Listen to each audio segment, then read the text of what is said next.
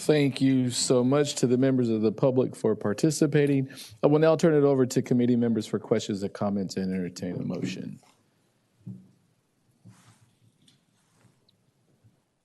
We'll start with Councilmember Elo Rivera. All right. Thank you, Chair. Thank you for the report. Chief Wall, thank you for the detailed report. Appreciate that. And then Charles, as always, thank you for your work. I'm going to actually, I think the numbers kind of speak for themselves. I think that the question that I'm thinking about is, so what are we going to do about it? That leads me to have some questions for the mayor's office, because it does feel like a lot of that, what are we going to do about it, is operational. There are controls at the council's disposal. We need to make sure that we own that responsibility and do what we can.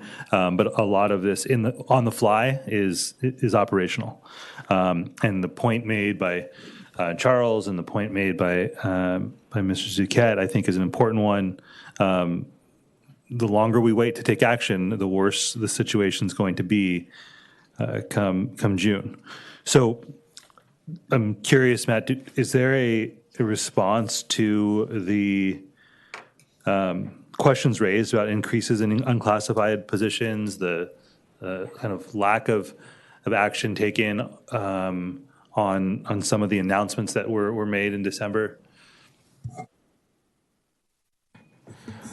I can't speak specifically to the unclassified piece, council member, so I'm going to have to defer that to our CFO or the Department of Finance. But what I will say in terms of thinking through the expense side of the ledger, one of the first things that we heard from this council as we started talking through the 5-year and the budget outlook post-Measure E was that we should be focusing and thinking about revenues first. Where are the revenues that we can turn on within the current year that could generate as much excess equity as possible to help ease kind of the conversations as we move into the development of the fiscal year 2026 budget. Thanks to the action that council took last week related to parking meters, that certainly gives us some revenue to work with. Additionally, there's some fund balance within the parking administration fund, which is being unlocked as part of this mid-year mitigation strategy.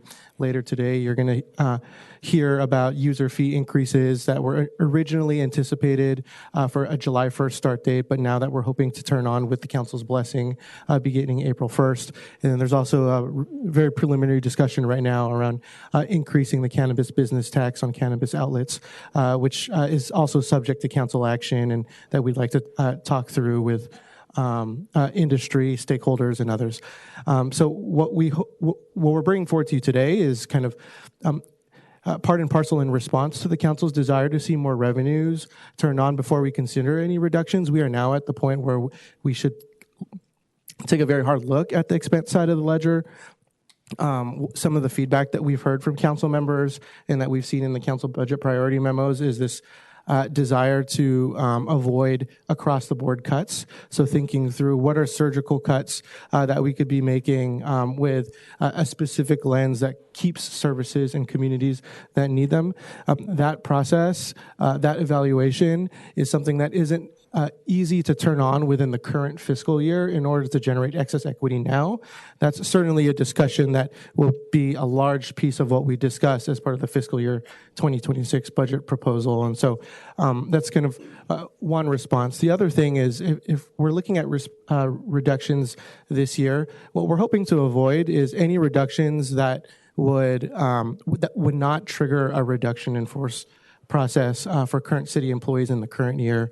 We're also looking to avoid any reductions that may trigger a meet and confer with our recognized employee organizations, which could drag out and wouldn't necessarily be realized within the current fiscal year. We're also looking at any reductions that we would be looking at reductions that would be easy to kind of just turn on. So what does that look like? That could look like things like overtime. That could look like things like contracts. That could look like things that the administration has under their own authority, including kind of evaluating the efficiencies within our current structure as an organization. So those are all things that are being looked at currently. Mr. Zuquette in his comments pointed to page 30 of the mid-year report, which teases some of that out, and we hope to bring a more detail to council by the end of February around what those things could look like. So that's kind of the big picture view of the mid-year. Specifically on unclassified, though, I'll ask Mr. Vespi to respond to that. Thank you. Thanks for the question. So unfortunately, I don't have the same data in front of me that Mr. Zuquette had. But I just want to note the hiring freeze is specific to the general fund, right? So we have not slowed hiring in our non-general funds, which is a large portion of our organization, public utilities as an example. I do suspect that we've had some program manager, program positions filled outside of the general fund, and I'm not sure if that's feeding into the data that Mr. Zuquette was referring to, but I've already requested the information while sitting here, and we'll look to incorporate that in our next discussion around the mid-year at full city council and incorporate some of that data.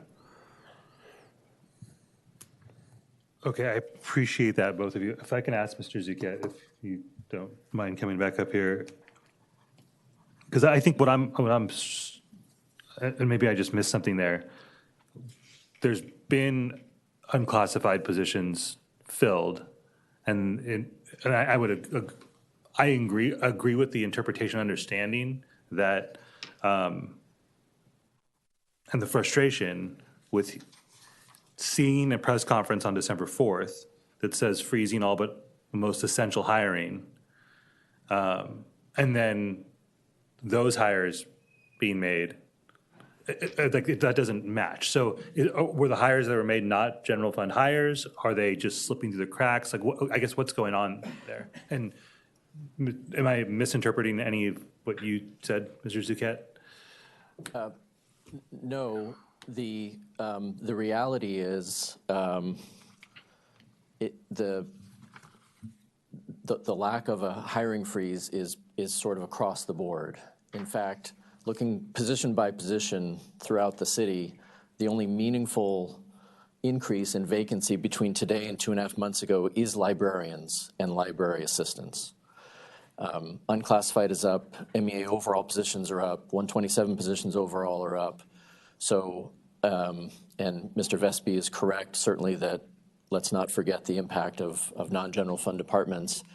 But it seems to be that this is an overgeneralization, but with the exception of library, basically it's been business as usual for the last 2.5 months, both in the general and non-general funds, both in management, certainly in management, and in most places, even in the classified service. Got it. So we have a complex financial structure, right? Our resources are extremely limited in the general fund, right? We have other flexibility in the non-general fund, particularly our enterprise fund. We need to maintain those services. In order to maintain those services, we need to continue to hire employees in those functions. That hiring, in large part, has continued. There are exceptions where we have been looking to hold on hiring for organization-wide type positions, analysts, administrative type positions where those positions exist across the entire organization. But water certified positions or wastewater certified positions, some of which are MEA represented, we have continued to look to fill those positions in order to maintain the critical services that we provide in the Public Utilities Department, as an example. Yeah, I don't know that the additional. No, I'm going to just to jump in real quick. I'm not trying to. I don't want to speak for you. I'm not sure that hiring in the public utilities, like for those positions, are what we're talking about here.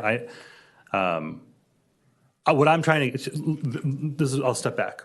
December 4th, there's a press conference. It's a big to do. We're got tough decisions to make. We're in a tough moment here, and we've got to take serious action. there's a list of announcements of things that are going to happen. Freezing all but most essential hiring, suspending all non-essential overtime, pausing non-essential spending such as expenditures on travel and training, halting the Civic Center revitalization process. I think that happened. How much money did that save us? About $1.1 million from capital budget. Okay. Reviewing all and there's this whole list, and I'm trying to understand what actually has happened since the press conference to save money. And I don't think what I'm hearing from MEA is the issue is that you're hiring essential positions. What I think I'm hearing is we continue to see non-essential positions hired while other folks are drowning in work. Who's making decisions? How are the decisions being made? And how are we actually saving money to soften the blow come June?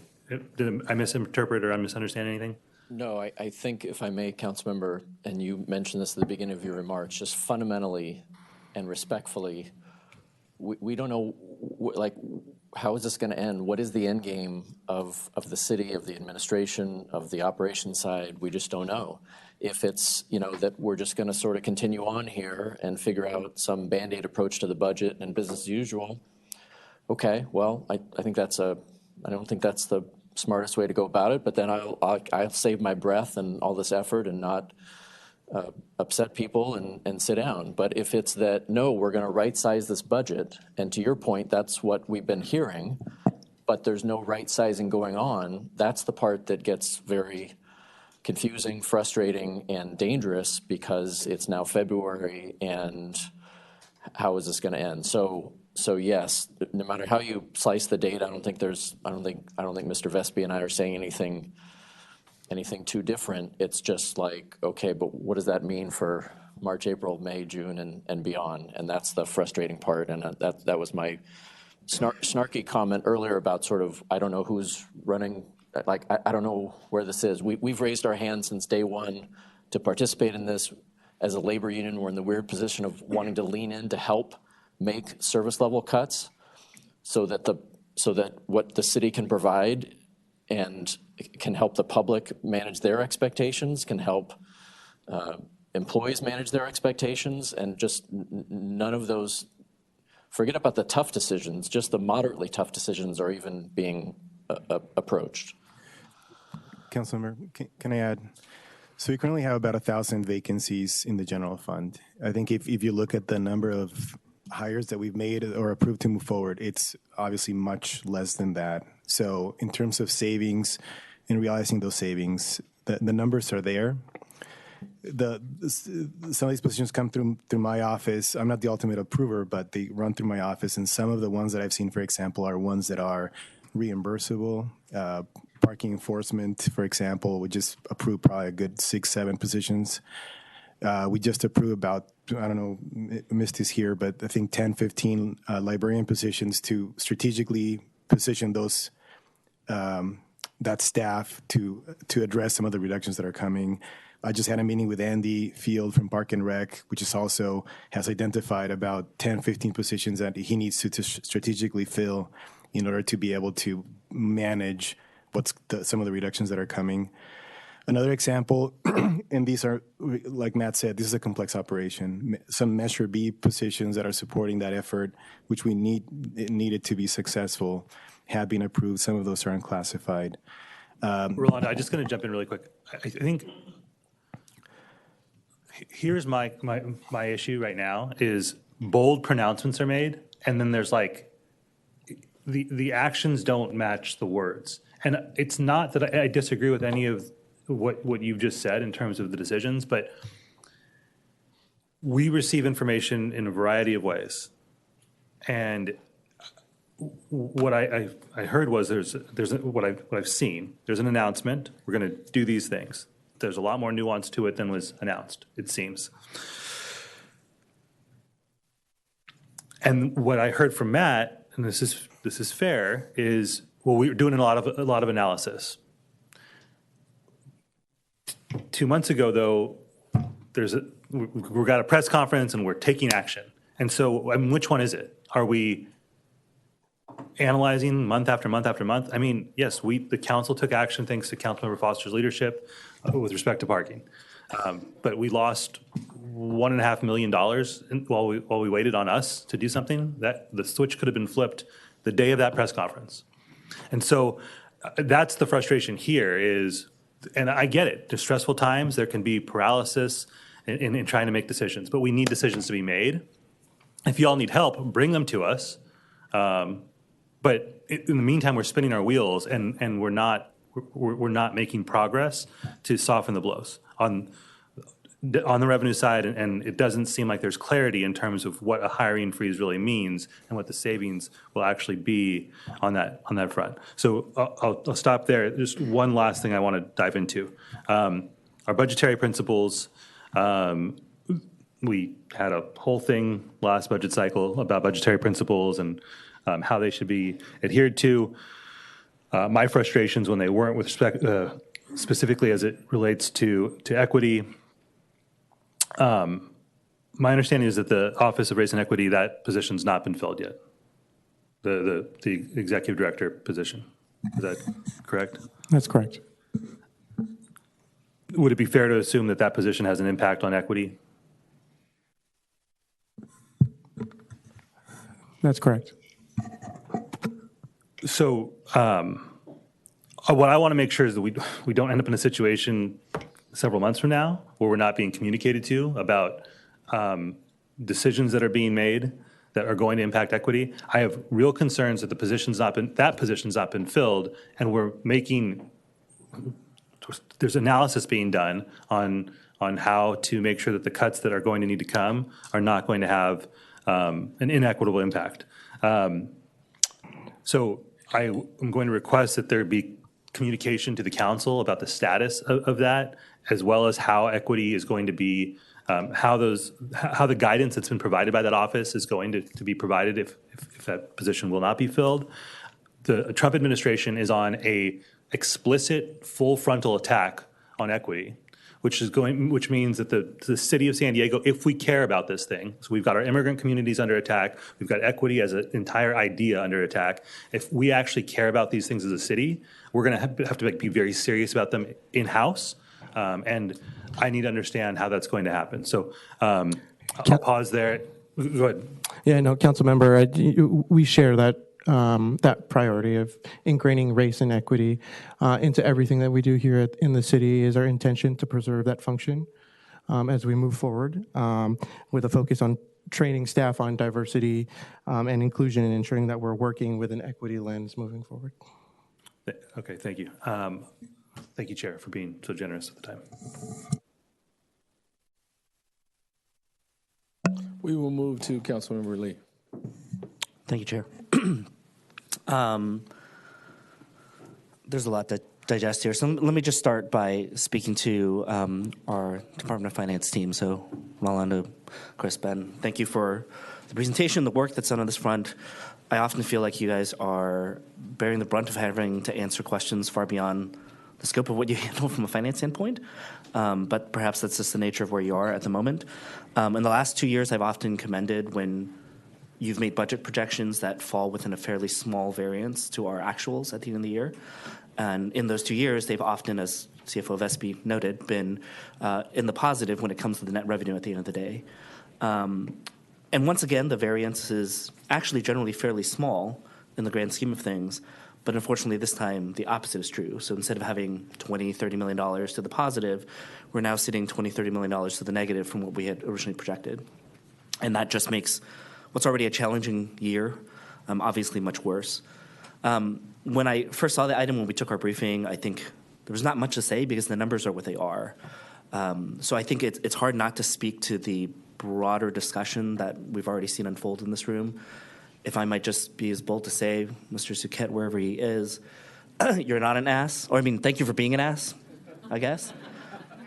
But in part because I think we need some of this frank conversation here. I can't help but share the sentiment that the urgency that's required to where we stand at the moment is not being met. And we hear warning after warning, whether it's from internally or from the public. and Mr. Yagyagan, I certainly want to acknowledge, I think when the council has provided feedback in terms of what we want to see, I think there was in that first bit of priorities a focus on ensuring that there were revenue opportunities identified. But I think we all know that revenue alone is not going to solve our crisis at the moment. So as much as that was important, I think, to the council, it was only important in the sense that every bit of revenue we had would help to reduce the extent of the cuts that we would have to endure. But to me, that never meant that we shouldn't be exploring both at the same time, because I felt that it was inevitable that that was going to be the case. I don't know the story behind the management positions that are being filled or not filled, and to CFO Vesby's point, I mean, there's probably some nuance there that is worthy to look into. But by and large, I think even just the notion that as a city we might be maintaining and filling management positions while letting frontline workers fall by the wayside is not a perception that I think we want to give off. I mean, we know every day, just hearing from folks, that we are short the librarians and rec center staff, that we need to operate the facilities that we have today. We know that this is going to be a challenge heading into the next year. I will note that to the public, I think for a couple months now, there's been warnings almost that that's where they're going to be expecting some level of cuts, as they've seen in the past years. But I think what's really daunting and frustrating is we all know that's going to happen, and yet we're sitting here with no clarity on when or how that might be delivered. And might I just say, I appreciate CFO Vesby for trying to answer all these questions, but I don't think that our chief financial officer is going to be able to answer every question relating to how we operate the city, nor should you have to. And so to that point, I think it's only fair to point out, I mean, given the crisis that we're facing, that this has popped up in every budget meeting we've had for the last 3 months, where is our chief operating officer to answer these questions and to give us a bigger picture of where the operational strategy is moving forward? I think that's frankly what we're all looking for. Is we don't all have the answers, but the more it feels like things are frozen, it only pretends to the fact that the decisions we're going to have to make later are more difficult. And I'll say on my part that I've sort of hit a point where I'm just expecting that the first time we'll really get a full grasp of what that picture looks like is when that budget gets released in April. And I don't see how we're going to get a sense of any. I mean, the time's already been clicking, so I don't know how we're going to get much of a greater sense earlier than that. So I'm not here to say that the council is not willing to make decisions as well as necessary. I've been one of the individuals that have talked about the idea that we need to use a scalpel when it comes to making the choices, but the only way we can do that is if we have the time frame and the lead time to do that work, and that time's running out. So the more that time sort of ticks away, the more I think we're going to find ourselves in a position where we'll have no choice but to consider broad cuts that deliver the numbers that we'll have to balance the budget with. And that means we'll probably lose out even more in terms of the priorities that the council has mentioned when it comes to considering how we balance our communities and the various needs that exist. I know this is not about the mid-year monitoring report. I think, again, those numbers are what they are. But I think this goes to the bigger picture of every single time one of these comes forward and when it comes to council next, this is the same discussion I think you can expect to have, just on a grander scale. And we should begin answering some of those questions. Thank you. Just a quick reminder, this item does require a motion. Do you care to make a motion, sir? I'll go ahead and make a motion to accept the mid-year monitoring report. All right, so moved. We will now move over to Councilmember Moreno. Thank you, and thank you for the presentation. I really tried not to speak here today, but I'm very compelled to. First and foremost, I'm happy to second the report, and I thank staff for drafting this report. I always mention that it's a very difficult report that we used to not have in the city, and it's very good to make sure that the council sees this. I too am very disheartened to see the decrease in revenues.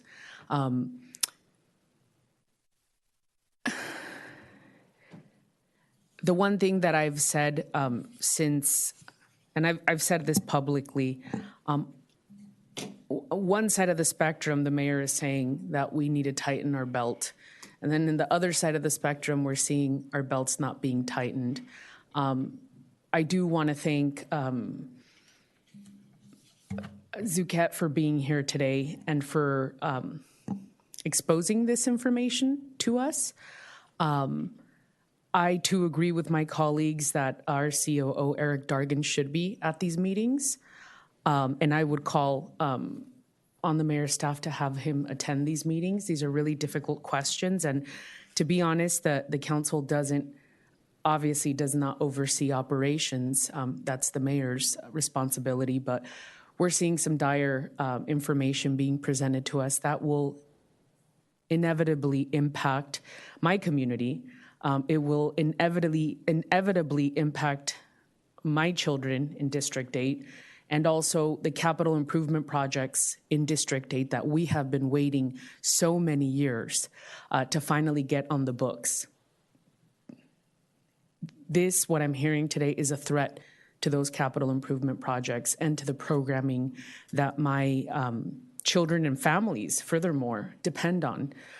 So I would like to see Mr. Dargan here in future meetings. But I do have a few questions. As for the mitigation options that are before us, we've seen many of these before in previous reports by the IBA and the department. However, the report does mention that city management is actively evaluating additional operation reductions and reorganizations that will incorporate into the proposed budget on a go-forward basis. Is this something you could expand on, what operation reductions are being considered? Yeah, thank you for the question, Councilmember Moreno. So similar to my comments earlier, we're evaluating any expenditure reductions that do not trigger a reduction in force in the current year. Anything that does not trigger meaning confer with our recognized employee organizations.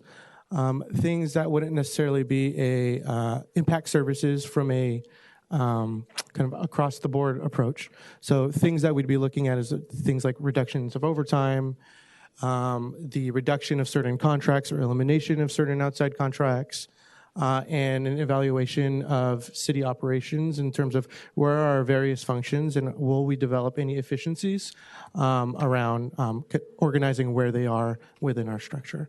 And so those are the sorts of things that we'd be looking forward to notice to council by the end of the month. By the end of the month, so by February 28th, we should have that? Yes. Okay, wonderful. I will ask our chair that maybe at the March meeting, we consider bringing either, I guess we can't bring this item back. We could bring an update, maybe an informational item where we have a set. Thank you. Councilmember Moreno, that would be before this item goes to full council in March. And so it would be, the notice to council would come before the full council decides on the mid-year. Yeah, but I think, obviously, this is an ongoing issue. I don't think it just pertains to the mid-year, although it impacts it. But I think having a finite time, thank you for sharing that date. It is important. We absolutely need to be tightening our belt in this regard, right? So with that, I did second the motion, Chair, right? Okay, wonderful. That concludes my comments. Thank you. We will go back to Councilmember Elo Rivera. Thank you, Chair. Just really quickly, and I want to make sure this part didn't go unsaid. We heard comments today about employees who are fearing for their jobs because they're being told they need to fear for their jobs. I've heard that on multiple occasions. Do either of the Matts want to provide some security to the folks who are going to work every day and fearful about whether or not their jobs are going to continue to be there? We have a lot of tough decisions in front of us. I don't think it would be appropriate to get out ahead of all of the analysis, which you identified. There's a lot of analysis. We're trying to get to a place where we make decisions, make wise decisions, make decisions that are targeted. Surgical was used. The goal will be to limit impacts to our workforce. How limited they can be, the impacts can be, still to be determined. There's a lot of information that needs to be reviewed on the revenue side. Councilmember Foster's brought this up to a couple times, but every bit of revenue that we can identify brings down the deficit that we need to resolve on the expenditure side of the ledger. So that analysis is active right now. We are right in the middle of our executive level review of all budget decisions, budget recommendations. That will really flush out over the next 2 to 3 weeks on what that gap is that we need to resolve through expenditure reductions. But I can't say with enough stress that we will do everything we can to limit the impact to our workforce. However, I can't make guarantees at this point, and I don't think it would be appropriate to make those guarantees.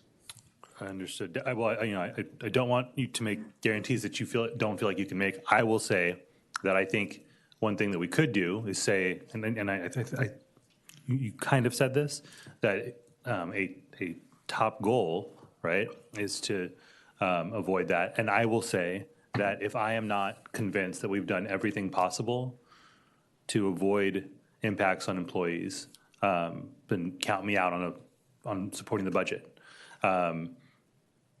It's not just identifying. I don't want to parse your words, but it's not just about identifying the revenue. It's about actually turning the spigot on, right? And I think like we're identifying things. We're saying, well, we could do this, we could do that, but we're not actually taking the action to turn the revenue on in a way that will do the thing that we need to do, which is balance out the ledger more. So I think our city employees deserve as much clarity as possible. And then I felt a lot of uncertainty in my conversations. That is really unfortunate for them. We've done a lot of work to make this a better place to work, and we are undermining that with every day of inaction.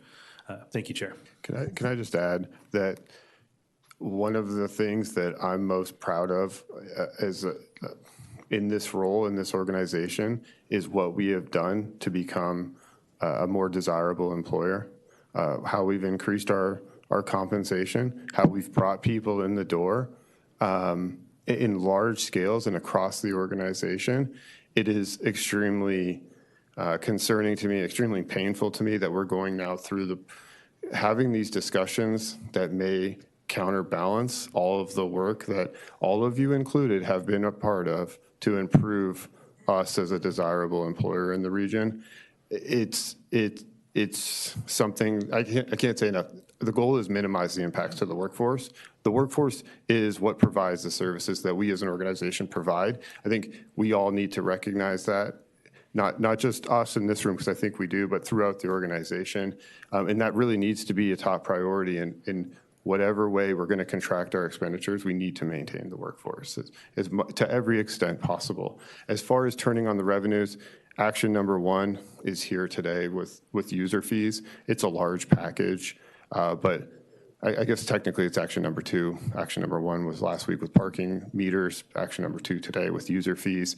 Action number 3 that we'll bring will be hopefully March 3rd, the same day that user fees, the mid-year come to full city council, will bring an adjustment in the cannabis business tax rate. So those actions start to come forward as well to actually turn on that revenue, to your point.